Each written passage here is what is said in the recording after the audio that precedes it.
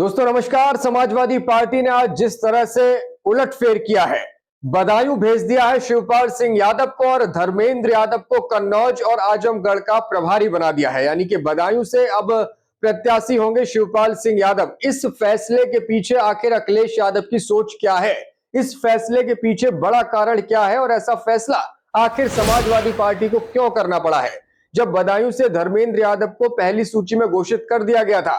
बदायूं में धर्मेंद्र यादव लगातार चुनावी तैयारियां कर रहे थे, फिर आखिर शिवपाल सिंह यादव को बदायूं भेजने का कारण क्या है? इसके पीछे तीन अहम वजह हैं जो कि निकलकर सामने आ रही है।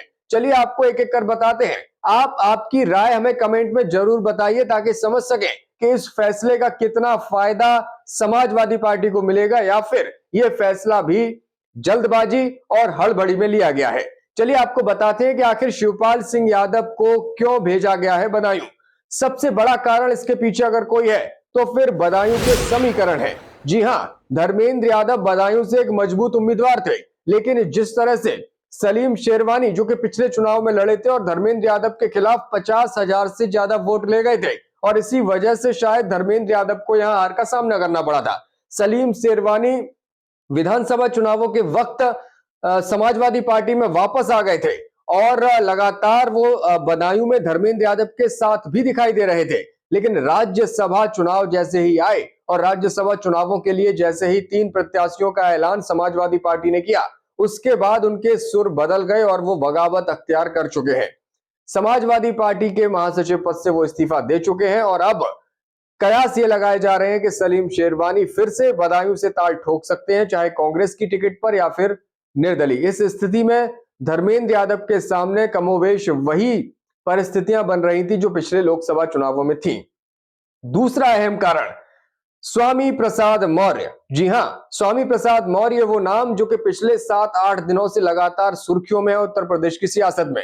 स्वामी प्रसाद मौर्य ने पहले महासचिव पद से इस्तीफा दिया, इसके बाद उन्होंने बदायूं का रुख किया और कहा यह जा रहा है कि संघमित्रा मौर्य जो वर्तमान में बदायूं से सांसद है, वो भारतीय जनता पार्टी के टिकट पर फिर से ताल ठोक सकती है, यानी कि फिर से धर्मेंद्र यादव की मुश्किलें बढ़ा सकती हैं। और यही वजह है कि समाजवादी पार्टी छोड़ने के बाद स्वामी प्रसाद मौर्य नया दल बनाने जा रहे हैं और इस दल के जरिए वो समाजवादी पार्टी को नुकसान पहुंचा सकते हैं और इस नुकसान के बदले में भारतीय जनता पार्टी फिर से संघमित्रा मौर्य पर दांव लगा सकती है बदायूं से। तो ये दो बड़ी वजह थी बदायूं में धर्मेंद्र यादव को हटाकर शिवपाल सिंह यादव को भेजने के पीछे। और तीसरी सबसे बड़ी वजह खुद शिवपाल सिंह यादव। सूत्रों की माने तो शिवपाल सिंह यादव खुद चाहते थे कि इन परिस्थितियों में बदायूं में उन्हें भेजा जाए ताकि वो वहां पर चुनावी मैदान में कूदकर समाजवादी पार्टी की जीत सुनिश्चित कर सकें। बदायूं के साथ शिवपाल सिंह यादव का जो पुराना नाता है वो लगातार खबरों में रहा है और इससे पहले भी चुनावों में जब विधानसभा चुनाव की बात थी तब भी संभल और गुन्नौर का नाम आता था कि वहां से शिवपाल सिंह यादव चुनाव लड़ना चाहते हैं। हालांकि जसवंत नगर से ही वो चुनाव लड़े थे, लेकिन अब जो परिस्थितियां हैं वो साफ तौर से इंगित कर रही हैं कि समाजवादी पार्टी बदायूं को लेकर के काफी ज्यादा सोच विचार कर रही है और यही वजह है कि शिवपाल सिंह यादव को वहां चुनावी मैदान में भेजा गया है। शिवपाल सिंह यादव बदायूं में काफी पुराने वक्त से जुड़े रहे हैं, उस वक्त से जब मुलायम सिंह यादव मुख्यमंत्री थे और बदायूं सीट पर चुनाव की नौबत आई थी तो शिवपाल सिंह यादव को ही वहां पर मोर्चेबंदी के लिए लगाया गया था। बात की जाए धर्मेंद्र यादव की तो धर्मेंद्र यादव को कन्नौज के साथ साथ आजमगढ़ सीट का प्रभारी बनाया गया है। ये वो दो सीटें हैं जो हाई प्रोफाइल हैं और इन दोनों सीटों पर शिवपाल सिंह यादव और अखिलेश यादव के नाम समाजवादी पार्टी की ओर से सामने आ रहे थे चुनावी मैदान में कूदने के लिए। लेकिन अब धर्मेंद्र यादव को इन दो सीटों का प्रभारी बनाकर आखिर क्या संदेश दिया गया है?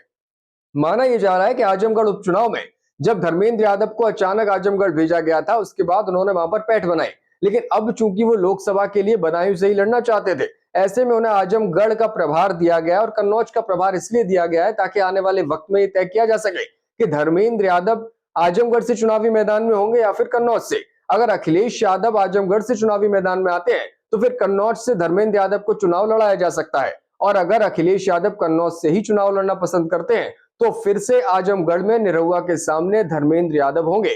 यानी धर्मेंद्र यादव को अब पशुपेश में छोड़ा गया है दोनों सीटों के लिए, या तो कन्नौज या आजमगढ़ से वो चुनावी मैदान में हो सकते हैं। हालांकि बदायूं की सीट फंसती हुई नजर आ रही थी इससे पहले, जब तक स्वामी प्रसाद मौर्य समाजवादी पार्टी के साथ थे, सलीम शेरवानी समाजवादी पार्टी के साथ थे। माना यह जा रहा था कि बदायूं सीट इस बार समाजवादी पार्टी के लिए आसान थी, लेकिन अब चूंकि परिस्थितियां बदलती हुई दिखाई दे रही हैं, ये वजह है कि शिवपाल सिंह यादव ने खुद मोर्चा संभाल लिया है और वो बदायूं में जा पहुंचे हैं। बहरहाल धर्मेंद्र यादव का क्या रुख है, इसको जानने की हम कोशिश करेंगे और आने वाले वक्त में उनसे बातचीत करने की भी कोशिश करेंगे।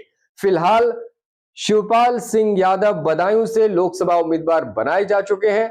बात की जाए 3 सूचियों की, तो अखिलेश यादव ने जो 3 सूची उम्मीदवारों की जारी की है, उनमें निश्चित तौर पर तमाम जातीय समीकरण साधने की कोशिश की गई है।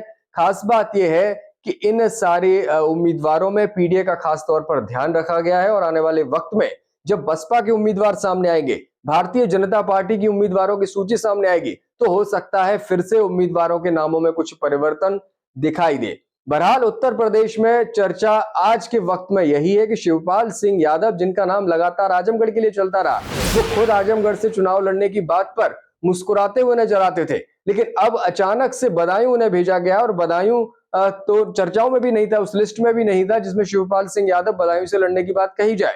लेकिन शिवपाल सिंह यादव अब बदायूं जा रहे हैं और निश्चित तौर पर जिस कद के वो नेता हैं, उनके लिए यहां से जीतना बहुत मुश्किल काम भी नहीं होगा। लेकिन पार्टी कार्यकर्ताओं के सामने ये परिस्थितियां जरूर बदली है, कम से कम बदायूं में, जहां पर तमाम तैयारियां की जा रही थी चुनावों को लेकर। धर्मेंद्र यादव लगातार सक्रिय थे, जनता के बीच थे। अब परिस्थितियां बदलेंगी और इन बदली हुई परिस्थितियों में किस तरह से सामंजस्य तमाम नेता, कार्यकर्ता और प्रत्याशी बनाएंगे, ये आने वाला वक्त बताएगा।